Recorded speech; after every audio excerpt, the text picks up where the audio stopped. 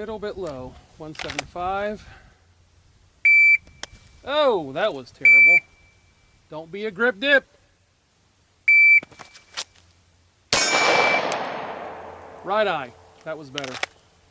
1.86.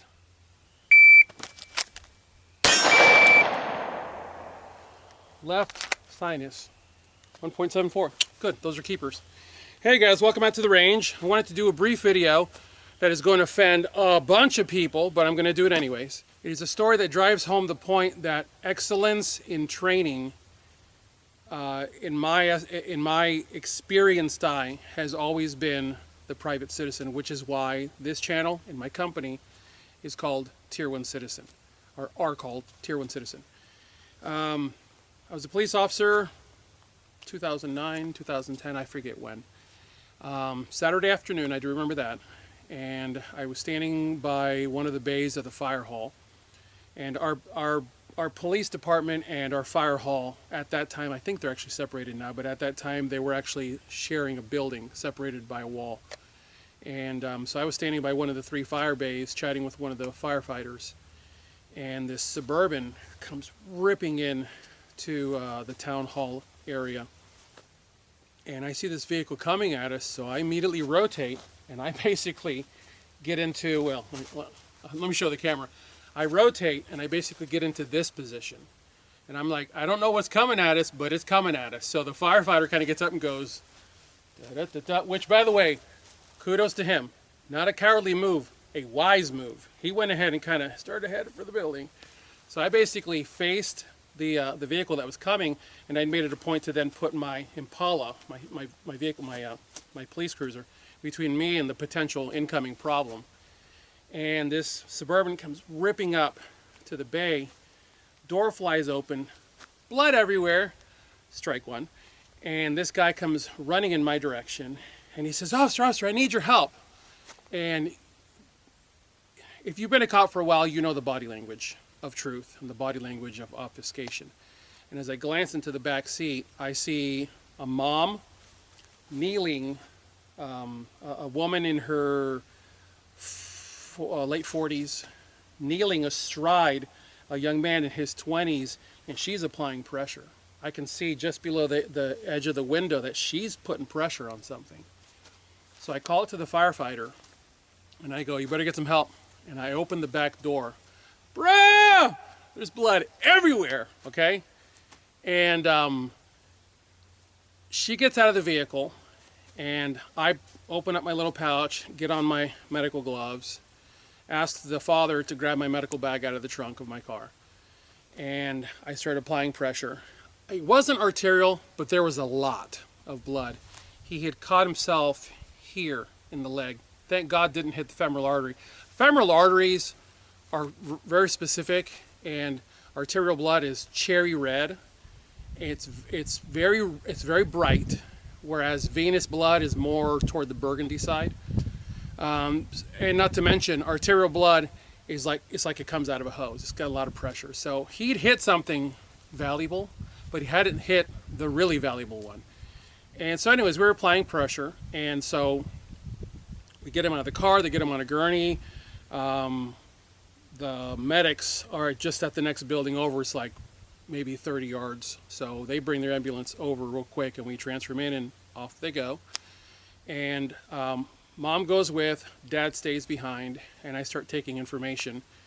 And long story short, the young man who has just come home for a visit and has just come back from the range was cleaning his sidearm.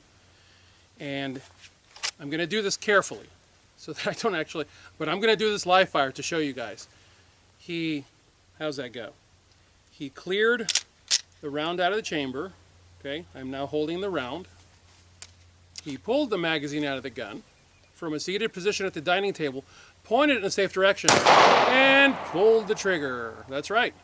And what he ended up doing was, the safe direction ended up being his own leg. And the shot went through. And it went through his leg, through the chair, and burrowed into the floor.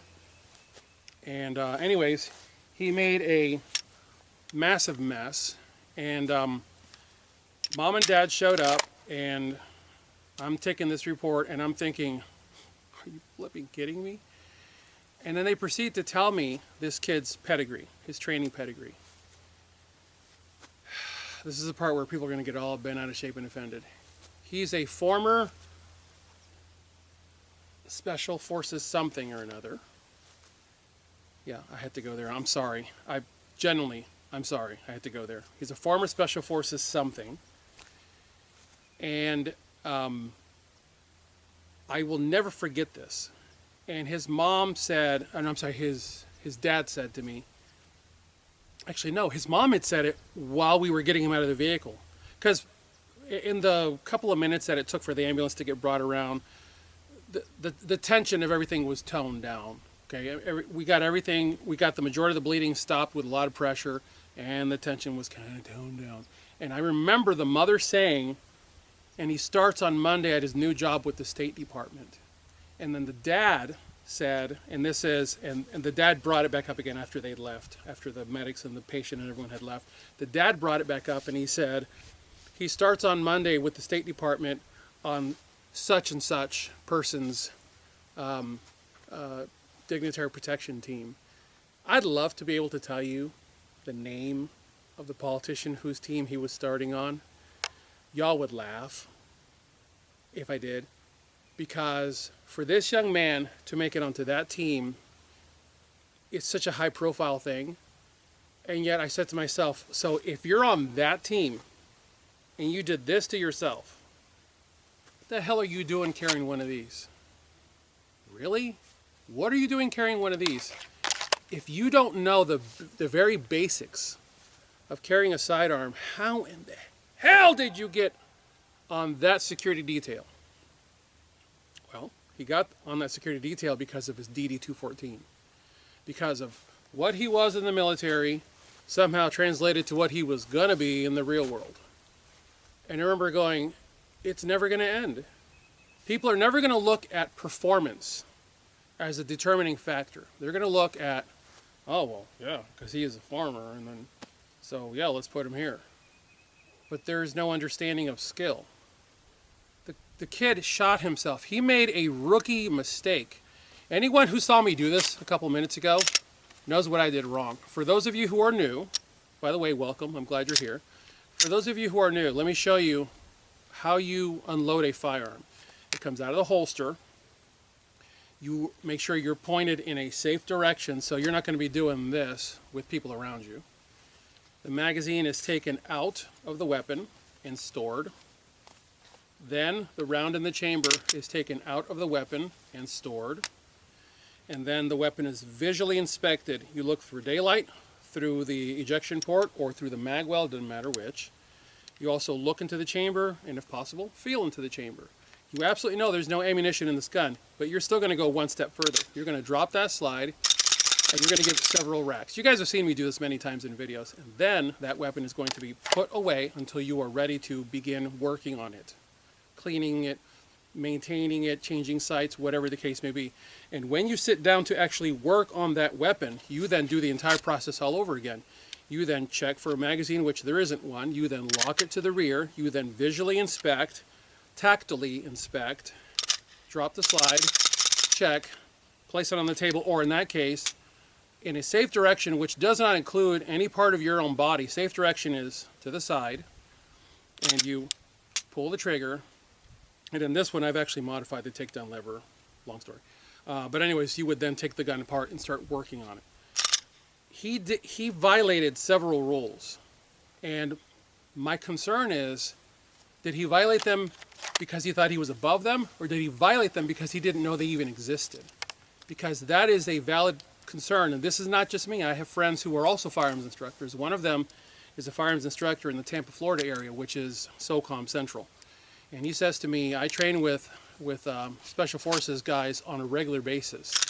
And he goes, I'm shocked at the lack of understanding of the basics of handgun technique.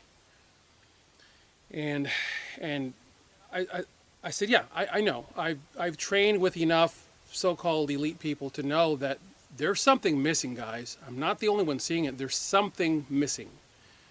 I'm starting to really truly be concerned that our soldiers and our elite law enforcement are not being shown the things that they need to know, which is why I go back to what I've consistently said. The private citizen is the tier 1 operator. Yep, I just went there. The private citizen of the United States of America, hang on, let me finish, who seeks training, who seeks to better themselves, is going to be the dialed-in operator of their particular firearms. That is not to say that everybody across the board is military-wise. That's not to say that military-wise, everyone across the board is a monkey screwing a football. That's not what I'm saying. What I'm saying is, I'm not the only one who's seeing deficits in training. There is a trainer in Texas, I'm trying not to use people's names. There's a trainer in Texas who's a former Delta operator who has done videos to this effect, who's talked about some of the things that he's seeing that are showing major deficits in training. Budgets are tight, I get it. But when I was a police officer, I realized, hang on, when I was a police officer and I finally came to the understanding that I didn't know what I didn't know because I accidentally was exposed to some of what I didn't know, then I started to know a little bit of what I didn't know, and then I realized I don't know much. So I have to go find it. And I've trained with former Special Forces operators. Frank Proctor is one of them, who will tell you, he says it in front of his classes, I realized I was not being taught the things I needed to know, which is why he went looking for it in the civilian firearms world, which is why, I think it's IPSC. He ended up Grandmaster IPSC. He realized he was not getting what he needed from the military. And he was a Special Forces operator, and he was not getting what he needed. So the misconception that our warfighters are getting the best training in the world is bull. And this is no slight against those of you who are the operators. In many cases, some of you don't know what you don't know. And if you'll go looking for it in the civilian world, you'll find it. Because I'm telling you, I've been to classes where there are, in a couple of cases, there actually were active Special Forces. And the reason I know that is the instructor took me aside and said, don't be aiming your camera at these guys. You can't be taking photographs of them or video because blah, blah, blah, blah. And I went, oh, cool, I didn't know that. Thank you for letting me know. So I've trained with these people. And when I find out who they are, I pay attention to what they're doing. And in some cases, I find massive mistakes being made, procedural mistakes, marksmanship mistakes being made. And I ask myself, are they getting institutional training? Is that the problem? Are they getting doctrine that's become dogma? Because guys, look, if you don't understand what I'm getting at is, if you're getting solid training, but you don't realize its worth, then you're not going to pay attention to it. But if you're getting training that's very poor in nature, and your instructor doesn't understand that they don't know what they don't know, and the student sure as heck doesn't know what they don't know, then it's the mama bird that chews up the worm and barfs it into the mouth of baby bird. Baby bird grows up, chews up the worm, and barfs it into the mouth of baby bird. But one day, one of the birds grows up and goes, bruh, let's saute those worms with some garlic and butter. Right? Dum-dum-dum. The point is, if everyone's doing everything that they've always done from an institutional standpoint, nothing ever changes. That's my question. But what I have seen from the private citizenry are men and women who are very squared away and very efficient with what they do and how they do it. So I'm going to stop there. Oh, I have officially offended everybody. I know I have. But guys, there is no time for tippy-toeing. There's no time for tippy-toeing. As always, I thank you guys for watching.